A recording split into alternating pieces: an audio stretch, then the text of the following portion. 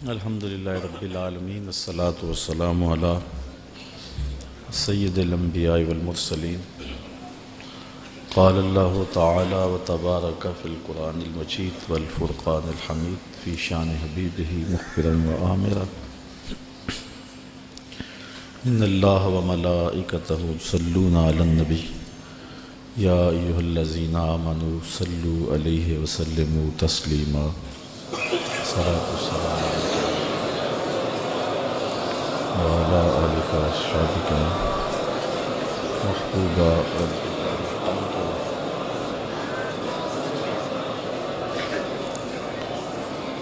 حمد و ثنا کے بعد عالی مرتبت علماء کرام، مبلغین، سامعین، سامعات، السلام علیکم ورحمۃ اللہ وبرکاتہ۔ آج 10 محرم الحرام ہے اور یہ دن حضرت امام حسین رضی اللہ تعالی عنہ کی یادیں لے کر طلوع ہوتا ہے۔ ویسے تو ہر دن امام حسین کا دن ہے، لیکن 10 محرم الحرام کو ایک خاص نسبت ہم سے صدیاں قبل دوپہر کے وقت عظیمت کی جو داستاں انہوں نے رقم کی تھی، آج اہل ایمان کائنات کے گوشے گوشے میں ان کو خراج پیش کر رہے ہیں۔ اتنے آنسو کسی کے لیے نہیں بہے جتنے امام حسین کے لیے بہے، اور اتنی آہیں اور سسکیاں کسی کی محبت میں نہیں ہوئیں جتنی حضرت امام حسین رضی اللہ تعالی عنہ کے لیے ہوئیں۔ صدیاں اداس ہیں حضرت امام حسین کے لیے۔ نواسہ رسول نے عظیمت کی جو داستاں رقم کی اور جس طرح انہوں نے دین کے گرتے ہوئے پرچم کو اٹھا لیا اور اپنا گھر لٹا کے دین کو لٹنے سے بچا لیا، آج ہمارا ایک ایک عضو بدن ان کو خراج عقیدت پیش کرتا ہے۔ ہمارا دل، ہمارا قلب، ہماری آنکھیں ان کے حضور محبتوں کا خراج پیش کرتے ہیں۔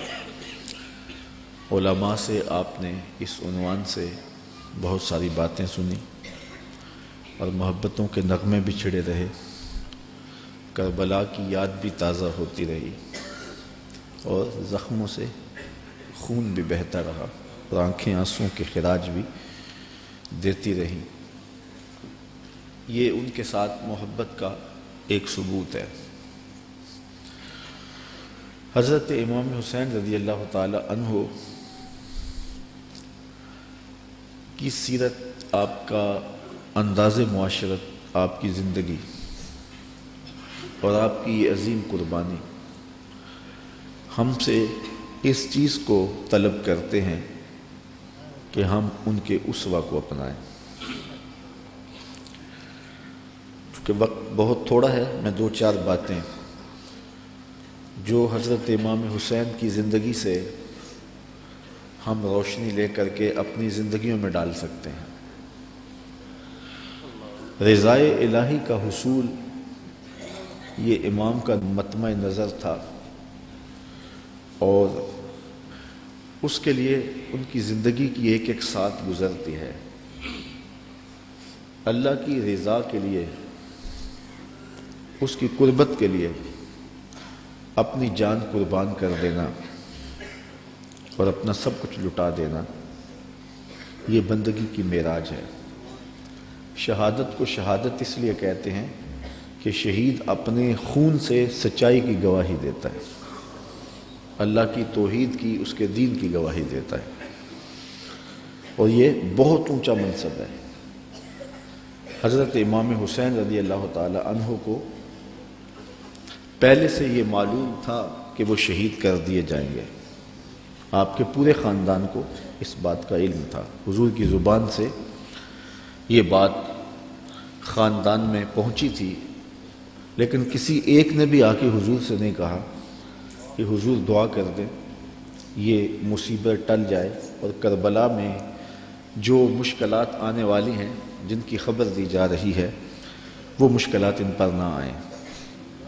آپ تاریخ پڑھ لیں، یہ نہ حضرت سیدہ فاطمہ نے کہا ہے، نہ مولا کائنات نے آ کے عرض کی ہے، نہ خود امام حسین رضی اللہ تعالی عنہ نے حضور کی بارگاہ میں کہا ہے، نہ حضور نے کہا ہے کہ مالک حسین سے شہادت ٹال دے، بلکہ حضور کے ہاتھ اٹھتے ہیں تو دعا یہ نکلتی ہے، اللہم آت الحسین صبرا و اجرا، اے اللہ میرے بیٹے حسین کو صبر بھی بخش دے، اجر بھی بخش دے۔ تو حضور نے کیوں کہنا تھا کہ میرے بیٹے کو شہادت نہ ملے؟ وہ تو اس امتحان کے لیے تیار کر رہے تھے۔ استاد جب شاگرد کو پڑھاتا ہے، محنت کراتا ہے، تو وہ یہ کبھی نہیں چاہتا کہ میں نے جو اس کو محنت کروائی ہے اس کے امتحان نہ ہو۔ وہ کہتا ہے یہ امتحان گاہ میں جائے، زمانے کو پتہ چلے کسی استاد نے پڑھایا تھا۔ تو حضور حضرت امام حسین کے لیے دعا مانگ رہے ہیں کہ مالک اسے صبر بھی دے، اجر بھی دے۔ جب کربلا میں حسین پیاس کاٹے تو پھر بھی ان کی زبان پر شکایت کا لفظ نہ آئے تو لوگ کہیں واقعی پیغمبر کی زبان چوسی تھی۔ حضرت امام حسین واقعی حضور کے کندھوں پہ کھیلے تھے، حضور نے ایسے ہی اپنا بیٹا قرار نہیں دیا تھا۔ اور یہ صبر کا امتحان تھا جو حضرت امام حسین رضی اللہ تعالیٰ عنہ نے دیا،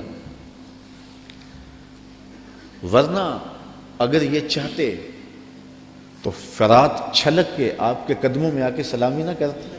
یہ تو حوض کوثر کے وارث کے نواسے ہیں، ایڑیاں رگڑتے تو چشمے نہ پھوٹتے۔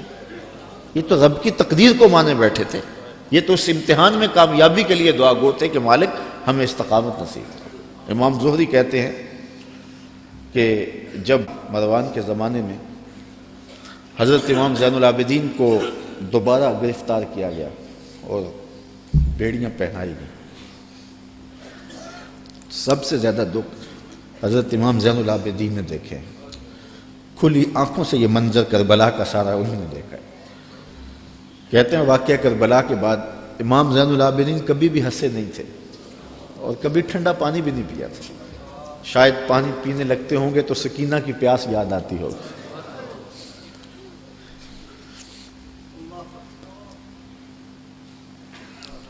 لیکن آپ کے ہاتھوں میں ہاتھ کڑیاں ڈال لی گئی اور قید میں ڈال دیا گیا۔ امام زہری کہتے ہیں کہ میں نے جو ہی امام کو دیکھا تو امام زہری رو پڑے۔ امام زین العابدین نے کہا زہری رو کیوں رہے ہو؟ میں نے کہا حضرت آپ کے ان ہاتھوں میں ہاتھ کڑیاں ہیں، پیغمبر زادے ہو، دنیا کو دین دیا ہے، اور آج آپ کے ہاتھ میں ہاتھ کڑیاں ہیں۔ بے مروت بے وفا تیرا بھی کیا افسانہ ہے، جس نے اپنی ہی شمع کو گل کیا تو وہ پروانہ ہے۔ تو کہا یہ لوگ کتنے ظالم ہیں جنہوں نے آپ کے ہاتھوں میں ہتھ کڑیاں ڈالی۔ اور امام زہری کا دل پھٹتا جا رہا ہے۔ امام زین العابدین فرمانے لگے زہری پریشان ہونے کی ضرورت نہیں، ہم تو اس کی تقدیر کے اوپر راضی ہیں، ورنہ یہ زنجیریں کیا ہیں، آپ نے جھٹکا دیا زنجیریں ٹوٹ گئیں۔ کہا یہ ہمارے لیے نہیں ہے۔ تو یہ کربلا کی مشکلیں ٹل جاتی ہیں اگر حضرت امام چاہتے، لیکن انہوں نے تو مشکل کو سہ کے اور قربانیاں دے کے عظیمت کی داستان رقم کرنی تھی، اور وہ زمانے نے دیکھا۔ تو حضرت امام حسین رضی اللہ تعالی عنہ کی سیرت سے یہ چیز سیکھی جا سکتی ہے کہ ہم اپنے آپ کو قربانی کے لیے تیار کریں اور اپنے فکر کی، اپنی سوچ کی پرورش اس طرح کریں کہ کبھی مشکل وقت میں کھڑا ہونے کا مرحلہ آ پہنچے تو پھر ہمارے قدم ڈگمگائے نہ، پھر ہمارے پاؤں میں لرزش نہ آ جائے، ہمارے زوردار نعرے اور ہمارے پرجوش خطاب، ہماری خطابت کے تن تنے اور ہمارے فلسفے وہاں دم نہ توڑ جائیں جہاں کھڑے ہونے کا وقت تھا۔ یہ ناداں سجدے میں گر گئے جب وقت قیام آیا۔ تو ہم نے اپنی پرورش حضرت امام حسین رضی اللہ تعالی عنہ کی اس فکر کی روشنی میں کرنی ہے، تاکہ اگر کوئی ایسا وقت آن پہنچے تو پھر ہمارے قدم اکھڑنے نہ پائیں۔ حضرت امام حسین رضی اللہ تعالی عنہ نے یزید کی بیعت سے انکار کیا، اور اس میں ہمارے لیے سیکھنے کی یہ بات ہے کہ ہم کبھی بھی کسی ظالم کے ہاتھ پہ بیعت نہ کریں۔ یہ جو مصلی کی امامت ہے، میں اپنے اس جملوں پہ آپ کی توجہ چاہوں گا۔ یہ جو مصلی کی امامت ہے، یہ امامت صغرا ہے، چھوٹی امامت ہے، اور یہ تخت و تاج کی امامت جو ہے یہ امامت کبریٰ ہے، بڑی امامت ہے۔ ہم چھوٹی امامت کے بارے میں تو اتنے حساس ہیں کہ اگر کسی کے پاؤں کی انگلیاں بھی اٹھ جائیں تو ہم اس کے پیچھے کہتے ہیں نماز نہیں ہوگی۔ اگر کسی شخص کی داڑھی کا سائز چھوٹا ہو تو ہم اس پہ احتیاط کرتے ہیں کہ اس کے پیچھے نماز واجب الاعادہ ہے۔ تو یہاں تو داڑھی کا سائز اور انگلیوں کا لگنا اور اٹھنا بھی دیکھتے ہیں کہ نماز ہے۔ تو امامت صغرا میں ہماری یہ احتیاط ہے، اور جہاں امامت کبریٰ کا معاملہ آئے وہاں آنکھیں بند کر کے بیٹھ جائیں۔ تو ہمیں سوچنا ہوگا، حضرت امام حسین رضی اللہ تعالی عنہ نے فرمایا تھا وَمِثْلُنَا لَا يُبَايِعُ، یہ نہیں کہا تھا کہ میں یزید کی بیعت نہیں کرتا، کہا میرے جیسا شخص یزید کی بیعت کر کیسے سکتا ہے۔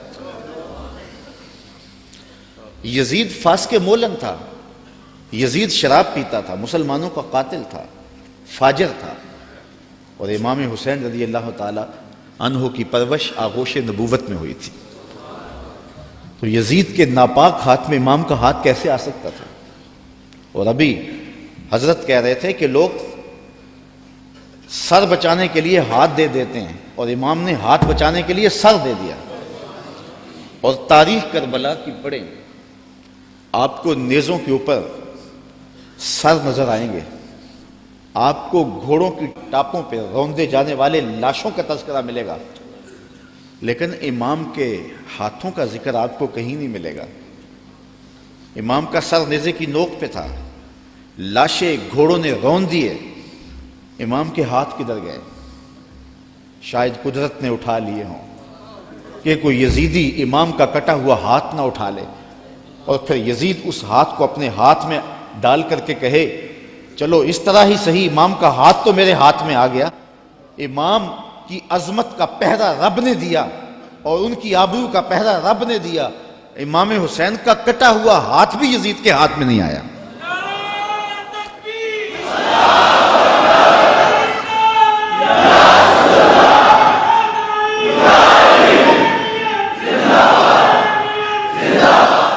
اور اس ہاتھ کو بچانے کے لیے مدینہ چھوڑا۔ مدینہ چھوڑنا کوئی آسان تو نہیں نا، 8 دن کے لیے حاجی جاتا ہے نا، مدینے میں رہتا ہے، اور جب چھوڑتا ہے تو قیامت ٹوٹ رہی ہوتی ہے۔ کسی نے پوچھا تھا عمرے اور حج کا ماجرا، تو میں نے کہا تھا کعبۃ اللہ پہ پہلی نظر مشکل ہے اور روضہ رسول پہ آخری نظر مشکل ہے۔ تو 8 دن رہنے کے بعد وہاں سے پلٹنا قیامت ہوتا ہے۔ اور جس نے زندگی مدینے میں گزاری ہے، جو پیدا مدینے میں ہوا، جس کے گھر کا دروازہ مسجد نبوی کے اندر کھلتا ہو، جس کا مسکن اور مولد مدینہ ہو۔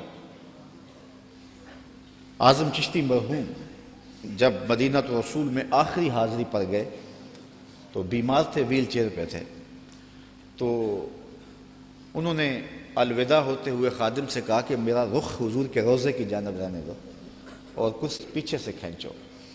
اور جب وہ نظارے نگاہوں سے اوجھل ہونے لگے تو اعظم چشتی مرحوم نے کہا کہ جاں بدن سے نکلتی ہے اعظم، جاں بدن سے نکلتی ہے اعظم، کوئی آسان ہے مدینے سے جدا ہونا۔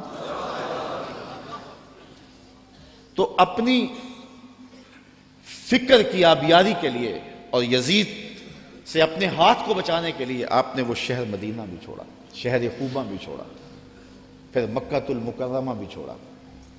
8 ذی الحج کو مکہ المکرمہ چھوڑا، تاریخ پڑھیں آپ، اور منا میں 8 ذی الحج کو لوگ جمع ہو رہے ہیں، اے تماشا گاہے عالم روئے تو کجا بہرے تماشا می روی۔ اب یہاں مجھے اقبال یاد آئے، مدعاش سلطنت بوتے اگر خود نہ کر دے وا چنی ساما سفر۔ اقبال کہتے ہیں کہ اگر حضرت امام حسین رضی اللہ تعالیٰ عنہ کا مدعا سلطنت کا حصول ہوتا تو اتنے تھوڑے لوگوں کے ساتھ آپ کبھی بھی سفر نہ کریں۔ ٹوٹل 145 افراد ہیں، بچوں اور خواتین کے سمیت۔ اور سارا مدینہ آپ کا مرید ہے۔ اللہ اکبر۔ مکے میں پوری دنیا سے حاجی آ رہے ہیں، لیکن آپ مکے کو چھوڑ کے جا رہے ہیں۔ طرمہ بن عدی بن حاتم راستے میں ملتا ہے تو 30,000 کا لشکر آپ کی پشت پہ کھڑا ہونے کا عندیہ دیتا ہے۔ آپ فرماتے ہیں مجھے یہ بھی قبول نہیں ہے۔ یزید کا مکروہ چہرہ بے نقاب کرنے جا رہے تھے اور اس شہادت کو چومنے جا رہے تھے جس کی بشارت رسول اللہ نے دی ہوئی تھی، اور پھر بڑھتے گئے اور اٹھنے والے قدم حضرت امام کے پیچھے نہیں ہٹے، اور قیامت تک لوگوں کو درس اور سبق دے گئے کہ حق کے لیے جان کا نذرانہ پیش کرنا پڑے تو یہ سودا سستا ہے۔ آج دین کی قدریں پامال ہوں اور ہم ڈھب سے بات بھی نہ کر سکیں تو میں پوچھتا ہوں کیا حجرہ فاطمہ سے بڑی بھی کوئی خانقاہ ہو سکتی ہے؟ کیا حسین ابن علی سے بڑا بھی کوئی سجادہ نشین ہو سکتا ہے؟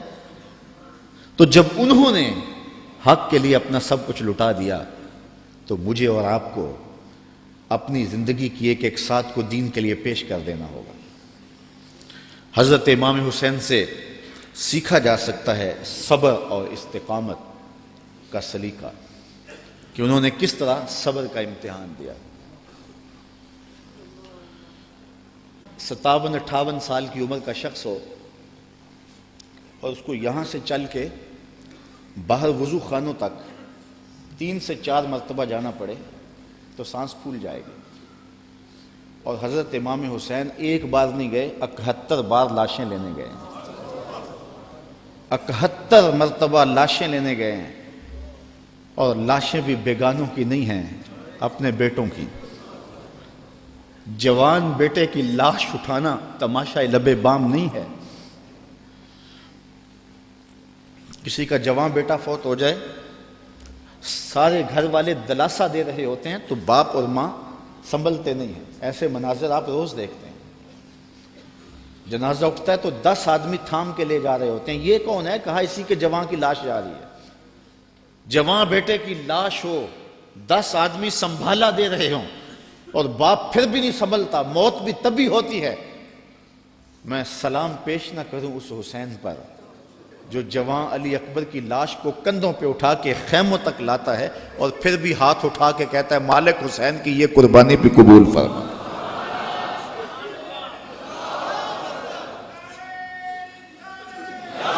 اتنے دکھ تو کو ہمالیہ پہ آتے تو اس کا پتا بھی پانی ہو جاتا، وہ بھی برداشت نہ کر پاتا۔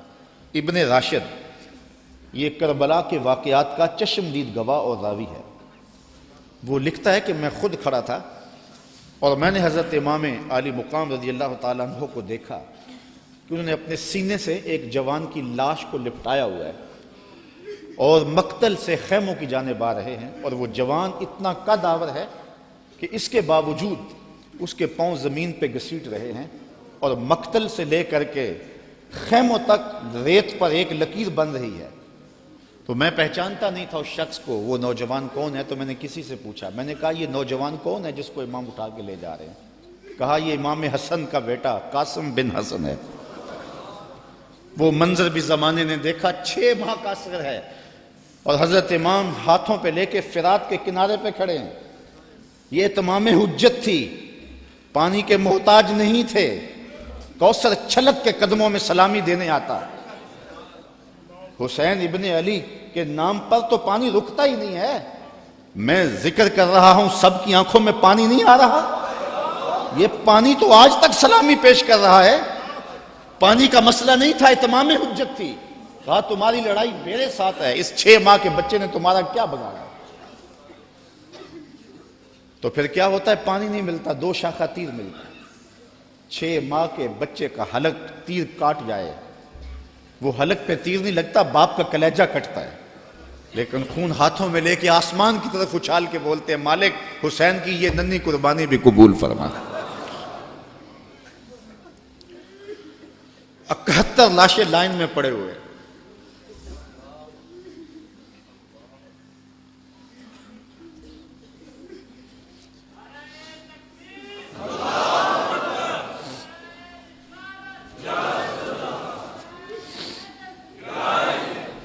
یزیدیوں کی صفاقی، ان کا ظلم اور بربریت ان کے تیور نظر آ رہے ہیں، اور خیمے کے اندر پردادار سادات بیٹھی، رسول اللہ کی شہزادیاں بیٹھی،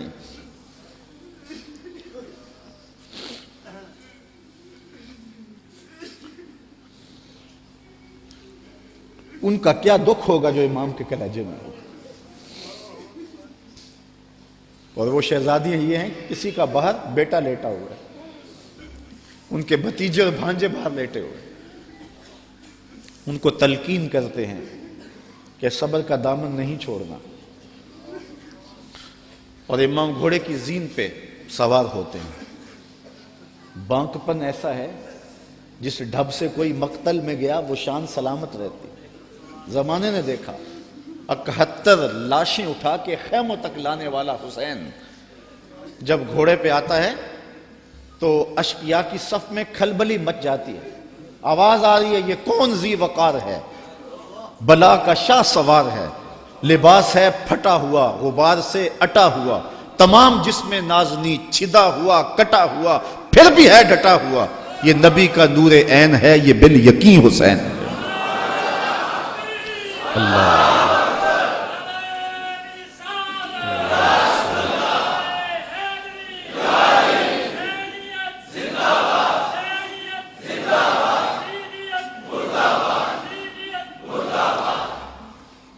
حضرت امام حسین نے صبر کی جو انوکھی داستان رقم کی ہے، کائنات میں اس کی کوئی مثال نہیں ملے گی آپ کو۔ صبر کسے کہتے ہیں اس کے بارے میں کہنے والوں نے بہت کچھ کہا ہے۔ واویلا نہ کرنا، منہ پہ تماچے نہ مارنا، ناشکری کا کلمہ نہ کہنا، اعضاء کا ایسا اضطراب کہ جو شریعت میں نامحمود ہو اس کا سرزد نہ ہونا، صبر کے بڑے مفاہیم ہیں۔ لیکن صبر کا مفہوم میں نے ایک یہ بھی پڑھا ہے کہ صابر وہ ہے جس کے معمول عبادت میں فرق نہ آئے۔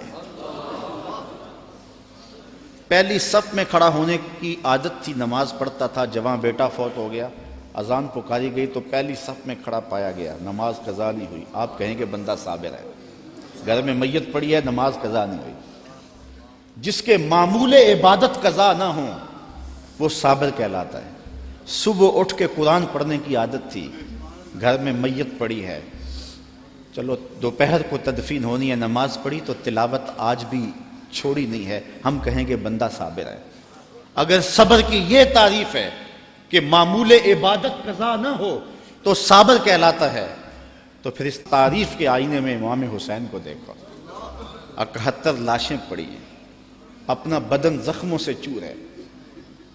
محتاط روایت یہ ہے کہ آپ کا جب پیراہن اتارا گیا تو 113 تیر، 33 زخم تلواروں کے تھے اور 34 گھاؤ نیزوں کے تھے، کچھ نیزے بدن میں ٹوٹ گئے تھے، اور گھوڑے کی زین سے فرش زمین پہ آئے۔ صابر ایسا ہے کہ عبادت کا وقت آ گیا، سجدہ قضا نہیں ہونے دیا۔ ایسا صابر ہے کہ سجدہ قضا نہیں ہونے دیا، آتے ہی پیشانی سجدے میں رکھ لی، اللہم رضن بقضائک و صبرن علی بلائک تسلیما لامرک، اے اللہ سب کچھ کٹا کے، اور بچوں کی لاشیں پڑی ہیں، حسین کے لخت لخت سے خون بہ رہا ہے، لیکن حسین پھر بھی حاضر ہو گیا تیرے امر کو تسلیم کرتے ہوئے اور آنے والی مشکلوں پر صبر کرتے ہوئے، اور حسین تیرے حکم پہ راضی ہے، تو بھی بتا تو بھی حسین پہ راضی ہوا ہے یا کہ نہیں ہوا؟ آواز آ رہی ہے اس نواسے پر محمد مصطفیٰ کو ناز ہے، اس پیاسے پر علی شیر خدا کو ناز ہے، اوروں نے بھی سجدے کیے پر اس کا عجب انداز ہے، اس نے وہ سجدہ کیا جس پر خدا کو ناز ہے۔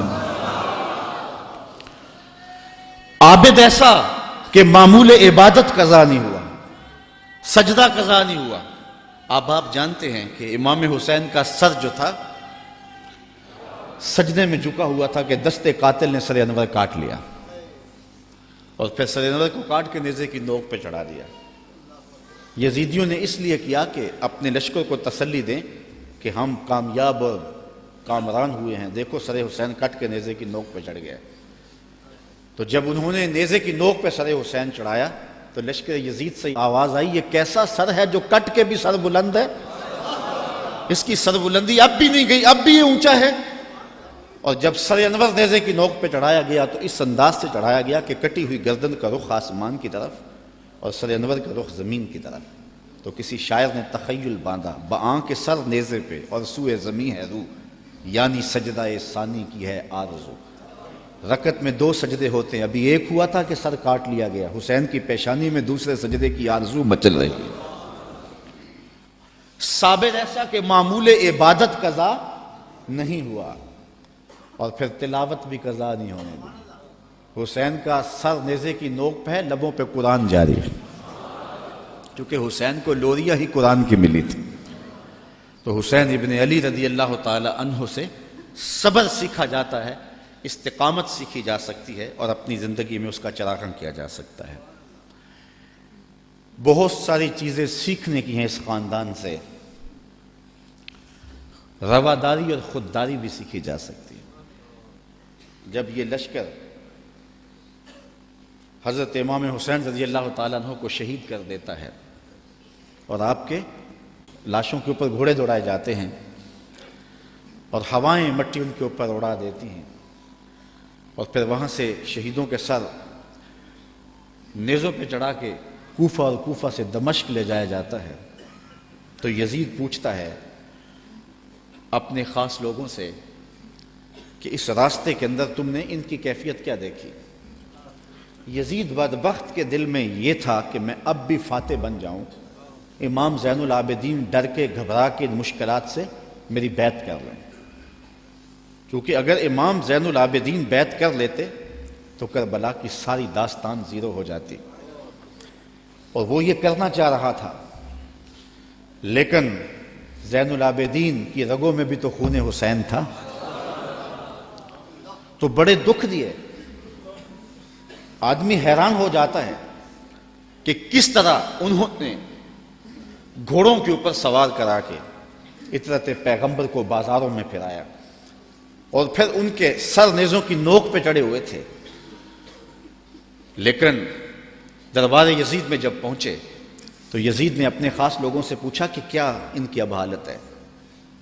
لاشیں کٹ کے وہاں پڑے ہوئے ہیں، سر یہ ہیں، تو اب تو دب گئے ہوں گے۔ تو جو اس نے جواب دیا، اس سے اس خاندان کی خودداری اور غیرت دیکھو۔ اس کے معتمد خاص نے کہا کہ ہم کربل سے یہاں تک پہنچے ہیں، اور ہم نے بہت دکھ بھی دیے ہیں، ان کو ذہنی اذیتیں بھی دی ہیں، بعض جگہوں کے اوپر ان کے اوپر پتھراؤ بھی ہوا ہے، لیکن لگتا یہ رہا ہے کہ فاتح یہ ہیں اور ہم مفتو ہیں۔ ان کا انداز اور ان کا تیور ہمیشہ یہ بتاتا رہا ہے کہ اصل فاتح یہ اور مفتو ہم ہیں، اور حقیقت ہے بھی یہی۔ اقبال کہتا ہے جو دلوں کو فتح کر لے وہی فاتح زمانہ، جو دلوں کو فتح کر لے وہی۔ حشام بن عبد الملک بنو امیہ کا بڑا تگڑا حکمران گزرا ہے، حج کرتا ہوا حجر اسود کے سامنے آیا، دل میں آیا کہ میں حجر اسود کو چوموں، ہجوم اتنا تھا کہ چوم نہ پایا۔ جن لوگوں نے حج کیا ہے منظر آنکھوں میں گھوم گیا ہوگا، تو اتنا ہجوم تھا کسی نے بادشاہ کی پرواہ نہیں کی، راستہ نہیں دیا، وہ ایک سمت کھڑا ہو کے منتظر رہا کہ کوئی رش کم ہو تو میں حجر اسود کو بوسہ کروں۔ اتنے میں امام زین العابدین بھی طواف کرتے کرتے آئے، وہ رک کر کے جب حجر اسود کو دیکھنے لگے تو لوگوں نے راہیں چھوڑ دی، آگے بڑھے، حجر اسود کو چوما اور پھر طواف میں لگ گئے۔ حشام کو بڑا غصہ آیا کہ میں بادشاہ وقت اور میرے لیے لوگوں نے راستہ نہیں چھوڑا اور ان کے لیے راستہ چھوڑ دیا۔ تو وہ اپنے درباری شاعر فرزدق سے کہنے لگا من ہاذا، یہ کون ہے؟ حالانکہ وہ جانتا تھا یہ امام زین العابدین، لیکن اس نے تحقیر کرنے کے لیے تجاہل عارفانہ برتتے ہوئے کہا من ہاذا، اے کون ہے؟ وہ جو فرزدق شاعر تھا تو بادشاہ کا درباری شاعر، لیکن آج اس کی غیرت جاگی۔ جب اس نے کہا نا من ہاذا، یہ کون ہے؟ تو فرزدق نے کہا بادشاہ تو نہیں جانتا یہ کون ہے؟ اس کو تو بتہا کے سنگ ریزے بھی جانتے ہیں یہ کون ہے، اس کو تو فرش والے بھی جانتے ہیں اور افلاک والے بھی جانتے ہیں کون ہے۔ کہا یہ تو فاطمہ کا بیٹا ہے، یہ علی کا شہزادہ ہے، رسول اللہ کا نواسہ۔ اور پھر کھڑے کھڑے امام کی شان میں قصیدہ لکھ دیا، اور اس میں فرزدق نے بادشاہ کو مخاطب ہو کے کہا تیرا نکرہ کرنا اس معرفہ کو نکرہ نہیں کر دے گا، یہ کل بھی معرفہ تھا، یہ آج بھی معرفہ ہے، تیرا من ہاذا کہنا اس معرفہ کو نکرہ نہیں کرے گا۔ بادشاہ کو اتنا غصہ آیا کہ اس نے فرزدق کو ایک بند کنویں میں ڈلوا دیا، قید کروا دیا۔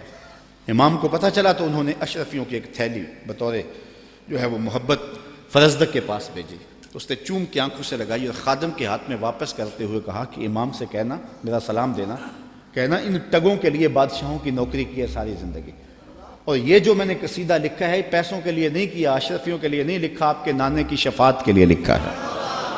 جو دلوں کو فتح کر لے وہی فاتح زمانہ۔ آپ پورا شہر ڈھونڈ لیں، آپ کو شمر نام کا شخص نہیں ملے گا، آپ کو خولی نام کا شخص نہیں ملے گا، آپ کو ابن زیاد نام کا شخص نہیں ملے گا، آپ کو یزید نام کا شخص نہیں ملے گا۔ اور اگر آپ ڈھونڈنے نکلے، دور کیا جانا، اسی محفل سے ڈھونڈ لے، ہزاروں علی کے نام کے ہوں گے، ہزاروں حسین کے نام کے ہوں گے، شبیر کے نام کے ہوں گے، اور کتنی تجھے محبتیں اے فراز چاہیے، ماؤں نے تیرے نام پہ بچوں کے نام رکھ دیے۔ جو دلوں کو فتح کر لے وہی فاتح زمانہ۔ تو حضرت امام حسین رضی اللہ تعالی عنہ کے خانوادے کا جو ترہ ہے اور خودداری کا جو انداز ہے وہ دیکھنے کو ملا، اور کربلا سے لے کر کے مدینے تک یہ منظر ہر جگہ پہ دکھائی دیا۔ حضرت امام حسین کو کربلا میں دیکھیں یا ان کے خاندان کو کوفے کے بازاروں میں دیکھیں یا دمشق کے بازاروں میں یا دربار یزید میں دیکھیں، آپ دیکھیں گے کہ باوجود کہ یہ مظلوم ہیں، باوجود کہ ظلم و جبر کی انتہا کر دی گئی، لیکن انہوں نے اس کے جواب کے اندر کوئی شخصی وار نہیں کیا ہے۔ سارے کربلا کے واقعات کو پڑھتے جائیں، بلکہ اس واقعہ کو سمجھنے کے لیے صرف ایک واقعہ، اللہ نے مختار سقفی سے یہ کام لیا کہ اس نے قاتلان حسین کو چن چن کے مارا۔ مالک اشتر کی قیادت میں فرات کے کنارے ابن زیاد کے لشکر سے لڑائی تھی، اللہ نے مالک اشتر کو فتح دی اور یزیدی بھاگ کھڑے ہوئے، کچھ قتل کر دیے گئے، کچھ بھاگ گئے، کچھ پکڑ لیے گئے۔ ابن زیاد بھی بھاگ کر کے ایک سمت رخ کر جاتا ہے کہ میں ان لوگوں کی دست برد سے دور ہو جاؤں، اور اپنے گھوڑے کو ایڑ لگائی اور تیزی سے سرپٹ گھوڑا دوڑا رہا ہے۔ ادھر پیاس کی شدت ہے، زبان کانٹا ہو گئی، حل خشک ہو گیا، صحرا کے اندر لگا ہوئے خیمہ دکھائی دیا، سوچا کہ اس خیمے والے سے جلدی سے رک کر کے پانی کے 2 گھونٹ لے لوں اور پھر آگے بڑھ جاؤں گا۔ گھوڑے سے اترا، خیمے کا پردہ سرکایا، دیکھا کہ امام زین العابدین عبادت کر رہے ہیں۔ امام زین العابدین کبھی مدینہ سے باہر نکل کے صحراؤں میں خیمہ گاڑ لیتے، مہینہ مہینہ گزارتے، یہ کسی ایسی جگہ پہ خیمہ گاڑے عبادت میں مصروف تھے، قرآن کی تلاوت کر رہے تھے۔ اس نے سرکایا پردہ تو دیکھا امام ہے، غیرت ہوتی تو ایک پانی کا گھونٹ بھی نہ مانگتا، لیکن مرتا تھا کیا کرتا۔ اس نے کہا حضرت مجھے پانی دیجیے۔ امام نے نظر اٹھا کے دیکھا، پھر دونوں ہاتھوں سے پیالہ بھرا اور ابن زیاد کو دیا۔ اس نے پانی پیا، پیاس زیادہ تھی، کہا حضرت اور دیجیے، آپ نے پھر دیا۔ اس نے پھر مانگا، آپ نے پھر دیا۔ سمجھا کہ امام نے مجھے پہچانا نہیں، اگر پہچان لیتے تو میرے منہ پہ تھپڑ مارتے، مجھے پانی نہ دیتے، میں نے جو ان کے خاندان کے ساتھ کربلا میں کیا تھا۔ تو کہنے لگا حضرت شاید آپ نے مجھے پہچانا نہیں۔ امام کی آنکھیں برسنے لگی اور فوارے چھوٹ پڑے اشکوں کے، اور آپ نے فرمایا بدبخت تجھے نہیں پہچانتا جس نے میرا گھر اجاڑ کے رکھ دیا، 6 ماہ کے عسکر کو بھی پانی نہ دیا۔ تو کہا حضرت اگر آپ پہچان گئے ہیں مجھے تو پھر مجھے 3 پیالے لبالب بھر کے کیوں دیے ہیں؟ کہا جب ہم تمہارے گھر آئے تھے جو تم نے کیا یہ تمہارے خاندان کی ریت تھی، اور آج تم ہمارے گھر آئے ہو جو میں کر رہا ہوں یہ میرے خاندان کی ریت ہے۔ نصیب اپنا اپنا، مقام اپنا اپنا، کیے جاؤ میں خارو کام اپنا اپنا۔ تو حضرت امام حسین رضی اللہ تعالی عنہ کے خاندان سے یہ سیکھنے والی چیزیں ہیں جس کو ہم اپنی زندگیوں میں داخل کر کے اپنی زندگیوں میں چراغاں کر سکتے ہیں۔ حضرت امام حسین رضی اللہ تعالی عنہ کا نام کل بھی روشن تھا، آپ کا نام آج بھی روشن ہے۔ یزید مر گیا،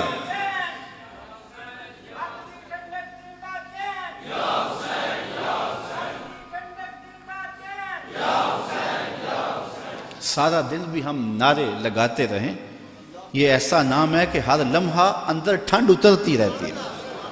میں کہتا ہوں آج کوئی ہے جو یزید کا نام لیتا؟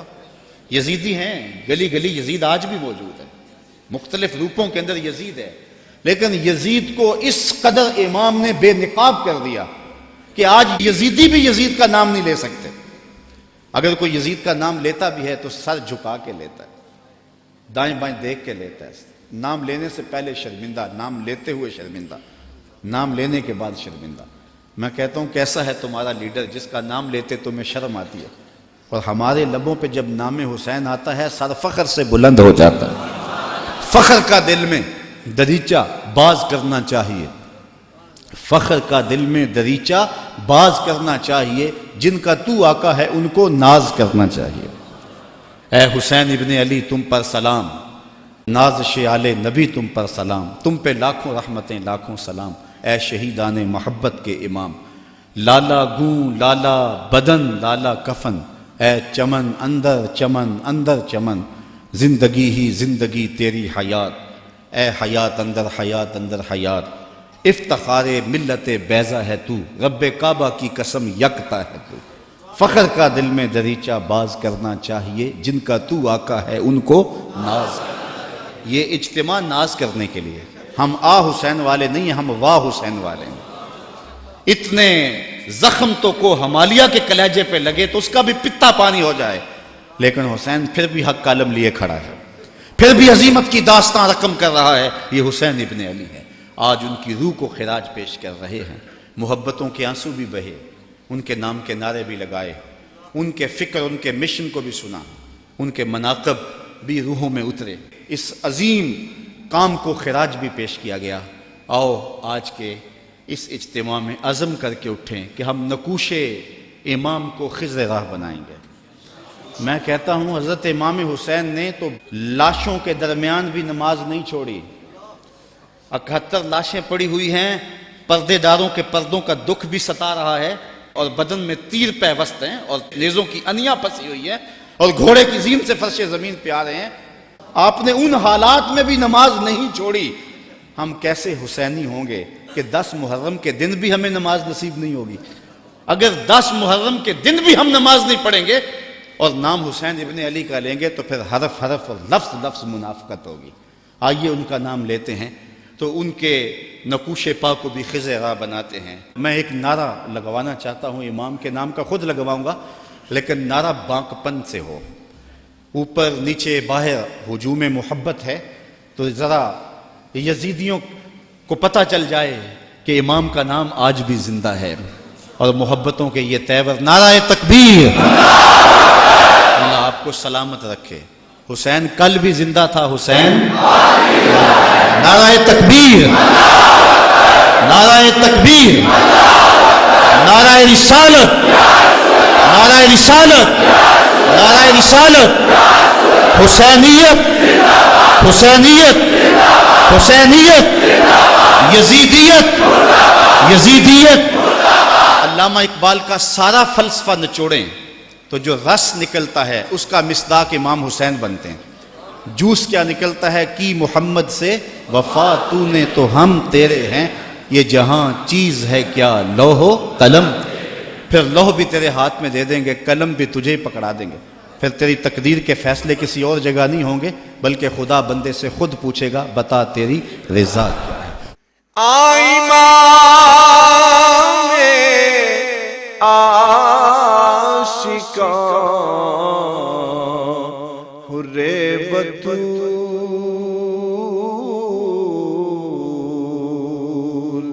سرو آزاد بوستان رسول، السلام